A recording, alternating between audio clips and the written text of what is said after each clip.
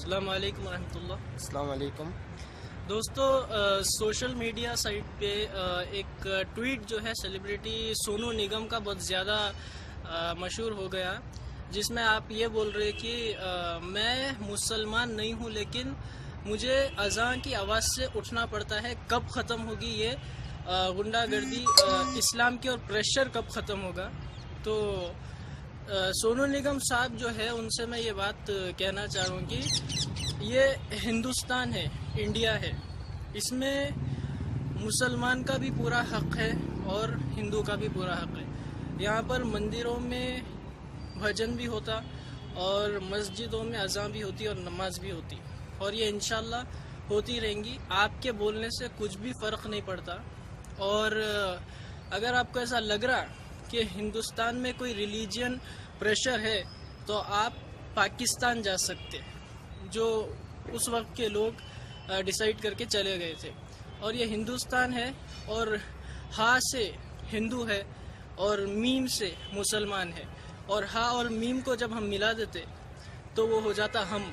अगर हम है तो सब है, अगर हम नहीं है तो कुछ भी नहीं है।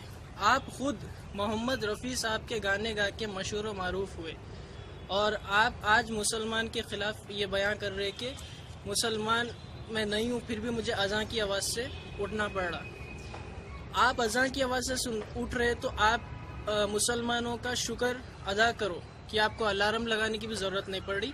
एक मुसलमान आपको सुबह नींद से जगा दे रहा।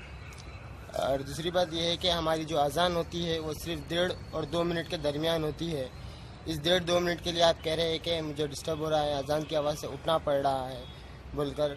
और मेरे को एक बात ये समझ में नहीं आई हम लोगों को कि आपकी उम्र 44 ईयर्स हो गई है, उसके बावजूद 44 ईयर्स के बाद ये बयान आप ट्वीट पे आज देते थे। आप इतने बड़े सेलिब्रिटी होके जब ऐसा ट्वीट करेंगे तो जाहिर सी बात है आपकी फ़ैन फॉलोइंग पे बहुत ज़बरदस्त असर पड़ेगा इस चीज़ का। और आपकी फ़ैन फॉलोइंग में जितने हिंदू है उतने मुसलमान भी है, और आप खुद मोहम्मद रफ़ी साहब के गाने गा के मशहूर हुए थे। और इस फील्ड में आने से पहले सिंगिंग की आप खुद मंदिर में बड़ी बड़ी आवाज़ में भजन गाते थे, तो उस वक्त किसी मुसलमान वही ने ये नहीं कहा कि मुझे इनके भजन से तकलीफ़ हो रही है। तो इस बात पे हम लोग अपनी जो गवर्नमेंट है, जो सेंट्रल गवर्नमेंट है, उससे भी मुतालिबा कर रहे हैं कि इस चीज़ के ख़िलाफ़ कोई एक्शन लिया जाए, क्योंकि अगर ये चीज़ कोई आम आदमी बोल रहा तो उतना पब्लिक पे असर नहीं होता।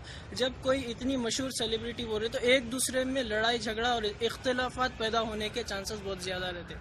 तो हम लोग का यही मुतालिबा है। आपको भी मीडिया के सामने आना चाहिए इस स्टेटमेंट का जो आप दिए, क्यों दिए, किस लिए दिए, इसका रीज़न जो है आपको देना पड़ेगा सबके सामने, और आपको माफ़ी मांगना चाहिए इस बारे में तमाम हिंदुस्तान में मौजूद मुसलमानों से भी और हिंदुओं से भी, क्योंकि हिंदू मुस्लिम दोनों एक ही है। ये हमारा रिलीजियस सेंटिमेंट है, तो जिसकी वजह से हर मुसलमान को एक अंदर से एक चोट पहुंची है, जिसलिए आपको आकर माफ़ी मांगना चाहिए। ये हम लोगों का मैसेज है आपके लिए, इंशाअल्लाह आप तक ज़रूर पहुंचेगा। अल्लाह हाफ़िज़।